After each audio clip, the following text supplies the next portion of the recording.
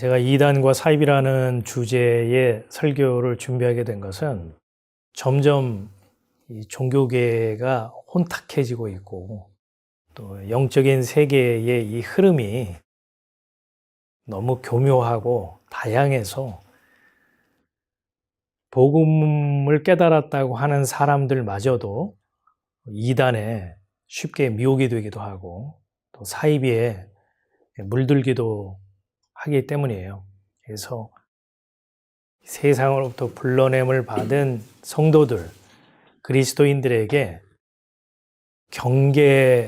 경보 차원에서 제가 이단과 사입이라는 주제의 말씀을 준비하고 또 전하게 됐습니다. 참 각성이 필요한 시대라는 생각이 들어요. 사도행전 24장에 보면 유대교의 대제사장인 아나니아가 장로들과 함께 더둘로라는 변호사를 데리고 벨릭스 총독 앞에서 사도 바울을 고소를 합니다. 그 고소하는 내용을 사도행전 24장에 아주 친절하게 그리고 자세하게 설명을 하고 있는데 그 내용을 요약하면 이런 거예요. 사도 바울이 전하는 이 도, 십자가의 도, 그리스도의 이 교훈은 유대인들을 소욕해 하는 것이다. 그러니까 굉장히 정치적인 지금 발언을 하는 거예요. 그 더둘로라는 변호사가. 왜? 이 총독은요, 유대인들을 관리할 때에 제일 신경 쓰는 게 뭐냐면 밀란과 소요예요. 이게 일어나가지고 이 지역이 시끄러워지고 그것이 점점 확산이 돼서 이제 황제까지 물러나라. 이렇게 되면 그 총독의 목이 달아나잖아요. 이 변호사는 그거를 잘 알고 있기 때문에 바울을 소송을 할 때 정치적인 문제를 먼저 자락으로 쫙 까는 거예요.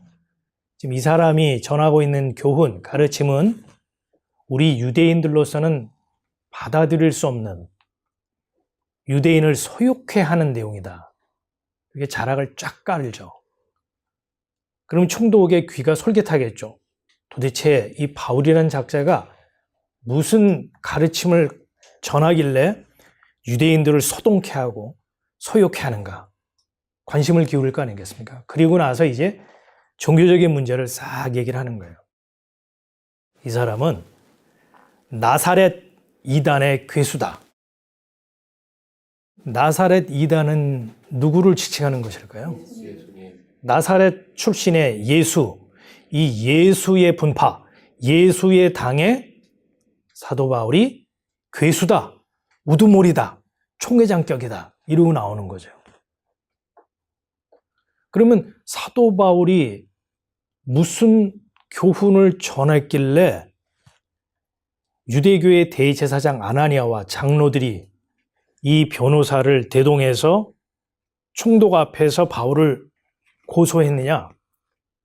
그 종교적인 내용은 뭐냐면 성전을 더럽혔다. 신성모독이죠. 예수님도 신성모독죄의 죄명에 의해서 십자가에 처형되었잖아요. 결국 지금 그 죄목을 뒤집어 씌우는 거예요. 유대 성전에 이방인은 출입할 수 있습니까? 없습니까?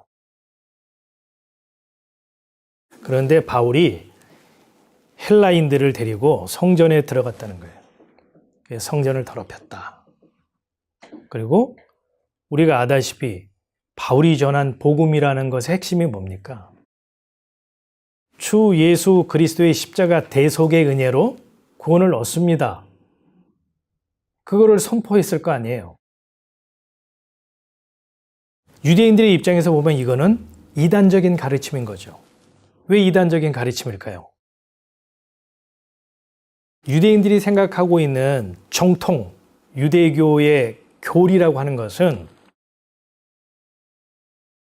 다윗과 같이 영적인 메시아가 등장을 해서 이 세상을 평정하고 그래서 유대인 중심의 새로운 세계 질서를 만들어가는 것. 그게 유대인들이 갖고 있는 메시아관이고 그들의 교리예요. 또 율법, 제사, 성전을 통해서 자기네들은 이미 거룩한 백성으로서 인정받은 선민이다 라는 거죠.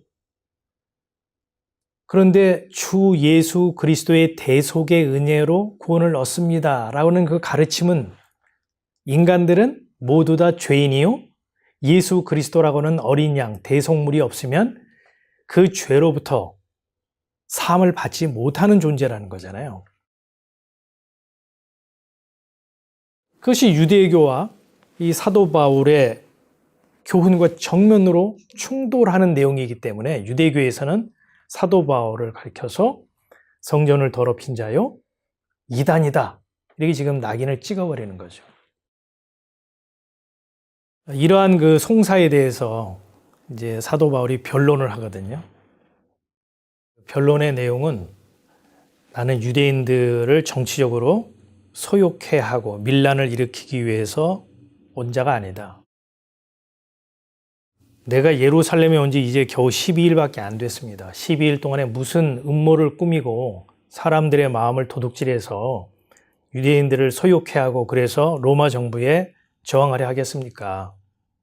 이게 변론을 하면서 사도 바울이 무슨 얘기를 하냐면 나도 유대인이고 나 유대교에 있을 때 나 바리새파 사람이었습니다. 나 태어난 지 8일 만에 할례 받은 사람이고 베냐민 지파로서 히브리인 중에 히브리인입니다. 내가 율법과 선지자들의 글을 제가 부정하느냐? 아닙니다.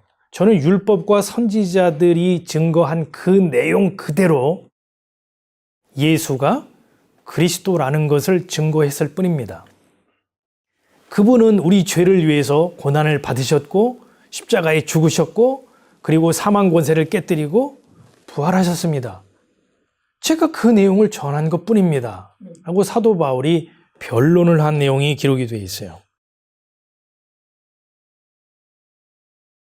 유대교의 입장에서 보면 나사렛 예수당은 이단이죠. 그러면 나사렛 예수 분파, 나사렛 예수당이라고 합시다. 나사렛 예수교라고 합시다. 나사렛 예수교에서 유대교를 보면 유대교는 정통 신앙입니까? 이단입니까? 그러면 정말 진리가 뭐고 정통이 뭐고 바른 신앙이 뭐냐라는 거죠. 그 기준을 어디에 맞춰야 되냐라는 겁니다. 나사렛 예수교에서 말하는 이단과 진리의 기준이 뭐냐면 모든 인간은 죄인이라는 거예요. 근데 그 죄를 인간이 해결할 수 없는 상태라는 겁니다.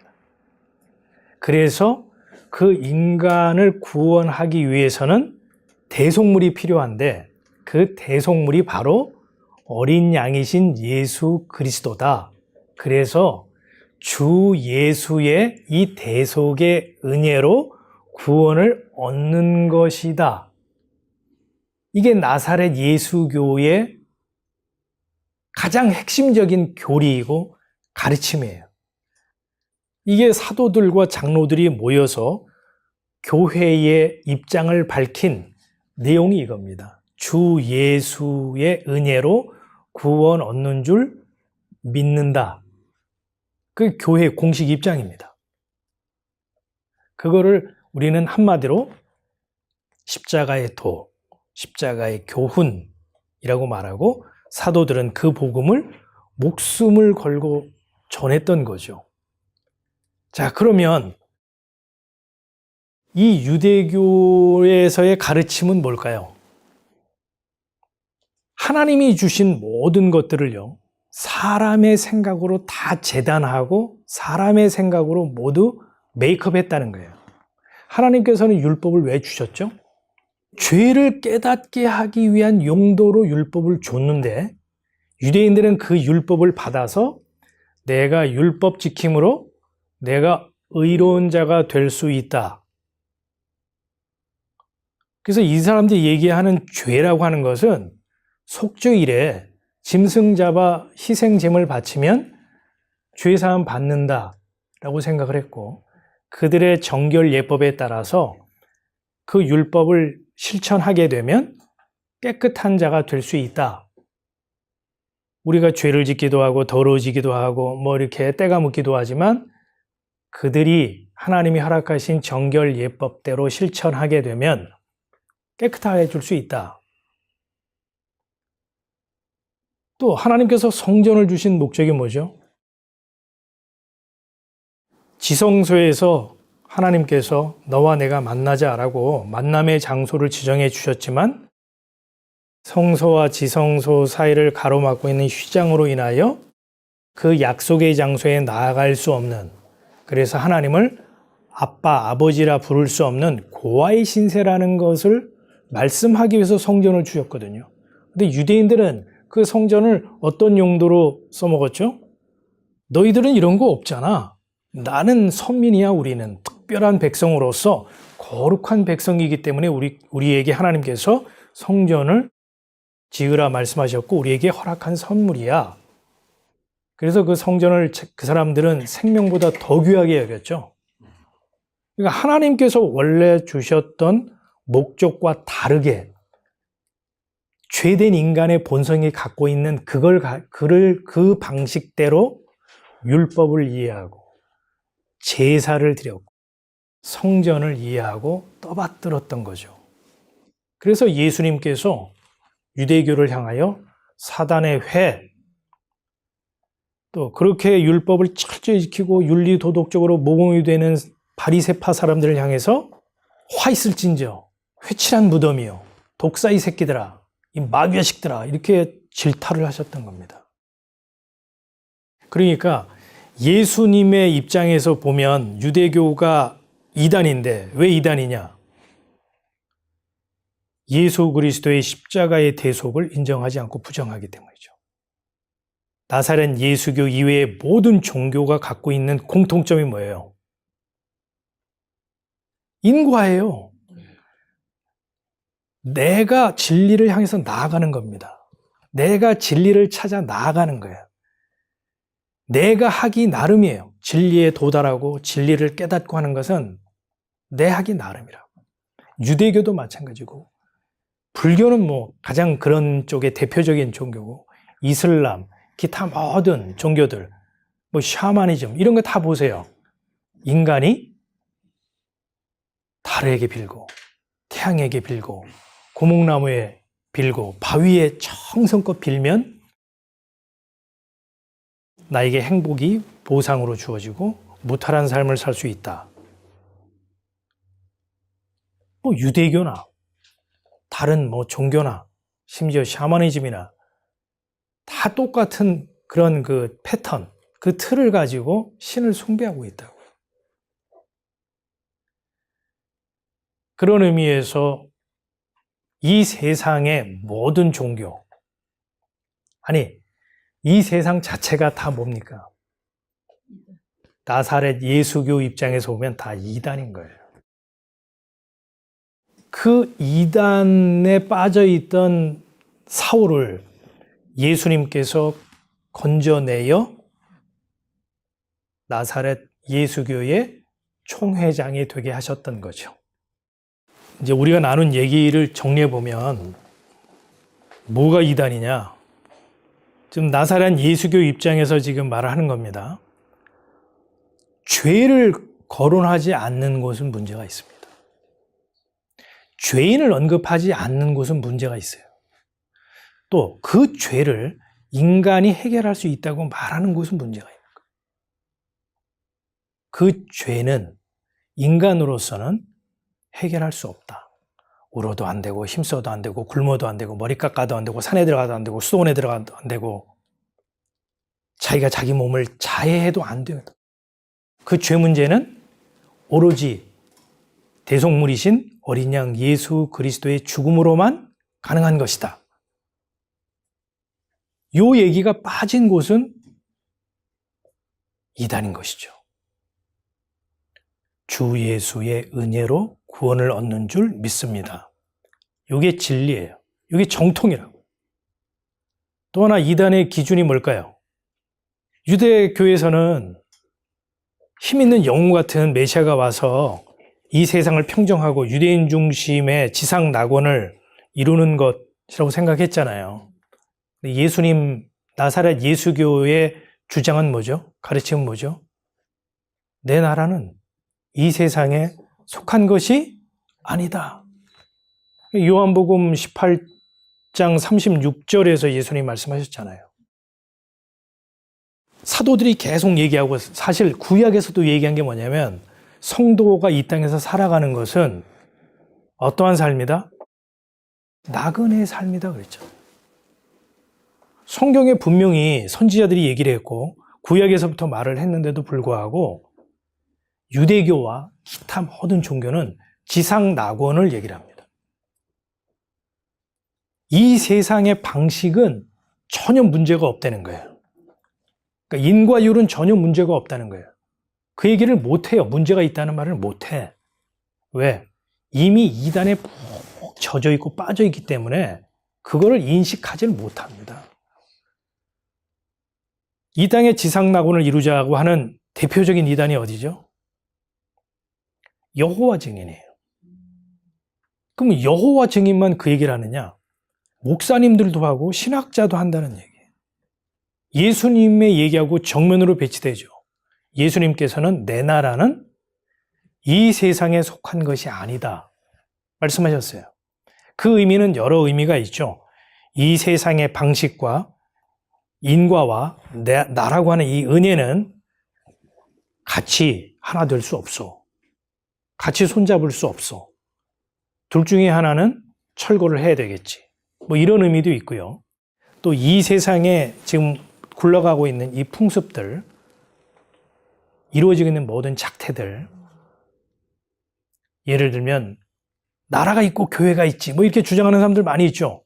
나라가 이렇게 혼란하고 나라가 이렇게 좌파로 흘러가고 있는데 목사들이 자기 개교회만 지키려고 하면 되겠어? 나라가 있고 교회가 있는 거 아니겠어? 그래서 막 광장으로 몰려 나오는 거 아니에요. 그렇게 나오는 사람들을 향해서 예수님 뭐라고 말씀하실 것 같아요? 내 나라는 이 세상에 속한 것이 아니다라고 한다면 그 광장에 나와서 그 모임을 주도하는 주체 세력이 예수님을 가만둘까요? 제가 그 태극기 들고 나오는 사람들을 폄하하거나 판단하는 게 아니에요. 예수님이 하신 말씀의 기준을 해볼 때 내 나라는 이 세상에 속한 것이 아니다라는 것에서 벗어난 행동, 가르침, 사상, 이념은 나사렛 예수교 입장에서 보면 이단이라는 거예요. 여기서 여러분이 흔들리면 안 돼요. 한치도 움직이면 안 돼요. 경계가 움직이면 안 돼요. 그러면 이단에 빠지기 쉽습니다. 이단의 그 심각성이 뭐냐면요. 한번 미혹되면 빠져나오기 어렵다는 거예요. 그 사람들은요. 말로 설득해서 될 문제가 아니에요. 그럼 때리면 될까요? 때려도 안 됩니다. 그 사람들 때리면 그 사람들은 오히려 더 견고해지고 확고해져요. 진리에 대한 핍박을 받는다 생각해서 거기서 더 굳건히 서 있지 거기로부터 나올 생각을 하지 않습니다. 이 이단의 미혹됨의 심각성이고 무서운 거예요. 이 설교 준비하면서 사실 제가 조금 염려스러웠던 것이고 또 욕먹겠는데 라고 생각했던 것이 뭐냐면 한국교회를 지적하지 않을 수 없기 때문이에요. 제가 이제 이 얘기를 하게 되면 한국교회로부터 이제 공격을 받게 되겠죠. 한국교회에서 이단으로 낙인 찍는 기준이 뭘까요? 교리를 기준으로 해서 분류를 하고 낙인을 찍습니다. 그 교리는 그분들의 주장에 따르면 성경에 있는 중요한 내용들을 간추려서 체계화한 내용이다라고 얘기를 하죠. 뭐 구원론, 신론, 뭐 성령론, 교회론 뭐 이런 얘기를 하면서 대표적으로 이단이냐 아니냐를 분류하는 기준으로 제시하는 것이 뭐냐면 삼위일체를 인정하느냐 부정하느냐, 예정론을 부정하느냐 인정하느냐, 하나님의 절대주권을 인정하느냐 부정하느냐, 사도신경을 하느냐 안 하느냐, 주기도문을 하느냐 안 하느냐, 예수님의 신성과 예수님의 성육신을 인정하느냐 부정하느냐. 이런 걸 가지고 이제 이단으로 많이 분류하고 낙인을 찍죠. 더 재미있는 것은 이단으로 낙인을 찍었다 하더라도 그 낙인 찍힌 쪽에서 협조할 의사를 보이거나 또는 그 세력이 갑자기 커져버렸거나 아니면은 당신네들의 교리에 내가 동조할 마음이 있습니다. 그러면 이단을 해제해 준다는 거예요. 제가 한번 물어볼게요. 이단을 규정하는 기준이 말씀입니까? 교회가 정한 교리입니까? 성경을요, 캐논이라고 하거든요. 캐논이라는 말이 뭐냐면 잣대라는 거예요. 그리스도인의 신앙과 삶의 척도, 표준, 그게 캐논이에요. 성경을 캐논이라고 한다고요. 그러면 성경을 기준으로 해서 이단을 판별해야 됩니까? 교회 전통에 의해서 정해놓은 신학적인 사상 체계를 가지고 이단성을, 유무를 판단해야 됩니까? 같은 것 같은데 말이 다른 거예요. 그게 사입이에요. 쉽게 말하면 짝퉁이. 가짜. 분명히 옆에서 이렇게 보기에는, 눈으로 보기에는 진짜야. 진품이야. 그래서 샀어. 너무 좋아가지고 그 가방을 메고 명품 들고 다니는 명품, 나는 명품이야. 내 가방도 명품이고 이 명품을 들고 있는 나도 명품이지. 그리고 그 가방을 들고 다니는데 어느 모임 가면 자꾸 어떤 사람이 웃는단 말이야. 좋아서 웃는 게 아니고 비웃는 거야. 그래서 진품이냐 짝퉁이냐 전문가한테 가서 의뢰를 해봤더니 아이 글쎄 짝퉁이래네. 그게 사입이에요. 예수도 말하고 성령도 말하고 십자가도 말하고 은혜도 말하고 말할 걸 다 말해. 근데 가만 들어보면 말이 달라. 가짜야. 짝퉁이야. 아주 교묘해요. 성경은 누구에 대한 증거다? 예수. 구약이든 신약이든 예수 그리스도를 증거할 뿐이거든요. 근데 성경을 펴놓고 동생의 고전과 함께 성경을 구슬을 꿰듯이 꿰맞힌다고 하면서 결국 격언을 말하고 있고 처세를 말하고 있네. 뭐다? 짝퉁이다. 사입이다. 성경을 펴놓고 성령을 얘기하고 보혈을 얘기하고 대속을 얘기하고 그런데 잘 들어보니까 적극적인 사고방식, 긍정적인 마인드를 강조하고 있어. 그 얘기를 지금 유포하고 있는 거야. 사입입니다. 예수님께서 분명히 내가 참 목자요, 내가 선한 목자라 그랬는데 요한계시록을 기가 막히게 해설을 하고 풀이한 다음에 그 밑장에다가 그러니까 내가 참 목자지. 그런 데가 있죠. 또 어디서는 예수는 실패한 메시아고 내가 그 실패한 자를 대신해서 온 진짜 구원자야, 구원을 완성한 자야, 내가 참 부모야 라고 말하는 데 있죠. 자기가 문이고 자기가 선이라고 말하는 데 있어요. 또 이런 사람 있죠. 자기가 죽을 걸 뻔히 알면서도 내가 불사조 영생주야. 그랬다가 땅속에 묻힌 사람이 있죠. 아주 교묘한 또 사입이 있어요. 기독교 재정교실. 그런 것도 성경을 얘기합니까? 불경을 얘기합니까? 성경 펴놓고 기도하고 그러고 말씀 전하면서 재정교실 얘기를 하는 거예요. 투자하면 30배, 60배, 100배로 주님이 뻥튀기 해줍니다. 그런데 거기에 많은 사람이 또 관심을 갖고 간다는 사실이에요. 분명한 말씀에 대한 표준과 기준이 없으면 다 넘어갑니다. 자신할 수가 없어요. 제가 여전히 존경하고 교제하는 목사님이지만 그 목사님의 경우는 너무 안타까운 분이에요. 하루에 8시간 성경을 보시거든요. 그분은 구약에 있는 그 믿음의 선조들의 나이 있잖아요. 나이를 칠판에다가 다 적고 외울 정도예요. 거의 성경을 외워요. 하루에 8시간을 성경을 읽고 또 필사를 하시니까. 그리고 한때는 4,000명이나 되는 교인들을 목양했던 목회자였어요. 그 목사님은요, 오로지 법궤입니다. 모든 게 법궤의 중심이 되어 있어요. 법궤는 말씀이요. 말씀은 하나님이다. 그래서 그 법궤가 드러나면, 하나님이 드러나면 하나님 앞에 아무도 설 자가 없기에 하나님 앞에 나아가는 자는 다 죽으니까 하나님이 나타나시면, 법궤가 나타나면 이 세상 종말이고 끝장이라는 거예요. 그 목사님은 오로지 그것만을 주장하세요. 그래서 목사님 그럼 법궤 지금 어디 있습니까? 유다가 처음에 멸망일 때 바벨론에 의해서 파괴됐을 때 법궤가 뭐 불살라졌거나 혹은 뭐 다른 쪽으로 이동한 것이 아니라 그 성전 지하에 파묻었을 것이다. 그 목사님은 그렇게 확신을 하고 그 자리에 있다는 거예요.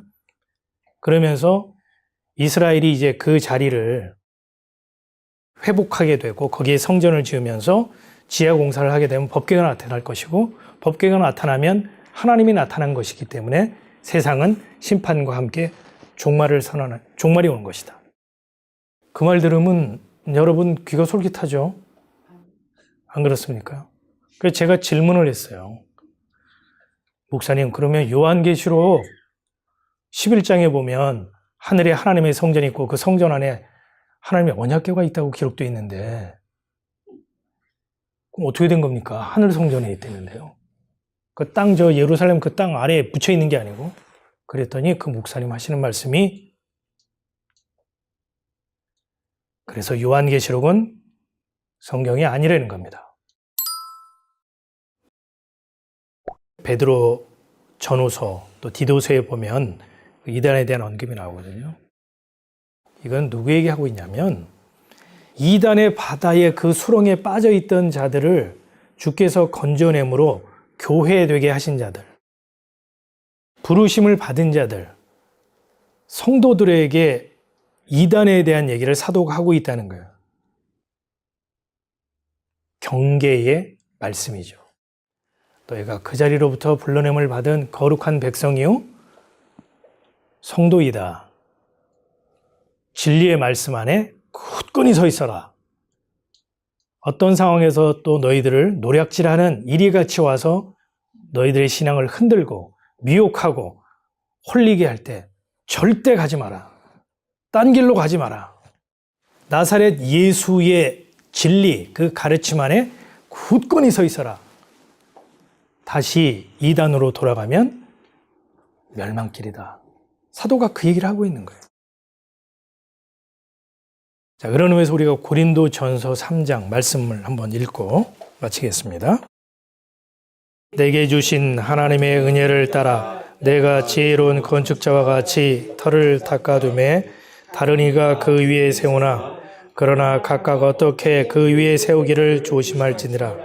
이 닦아둔 것 외에 능히 다른 터를 닦아둘 자가 없으니 이 터는 곧 예수 그리스도라. 예수 그리스도는 교회의 유일한 주인이고요. 교회의 진정한 터입니다. 그렇기 때문에 그리스도를 터로 삼지 않으면 그것은 이미 교회, 불러냄을 받은 교회, 성도라고 말할 수가 없습니다. 나사렛 예수가 전한 그 복음, 사도들이 목숨을 걸고 전한 바로 이 복음, 이 복음 외에 어떠한 인물이나 어떠한 가르침이나 어떠한 교리체계나 어떠한 체험도 교회의 기초가 될 수 없습니다. 이 말씀 안에 굳건히 서 있는 복된 인생이기를 원합니다.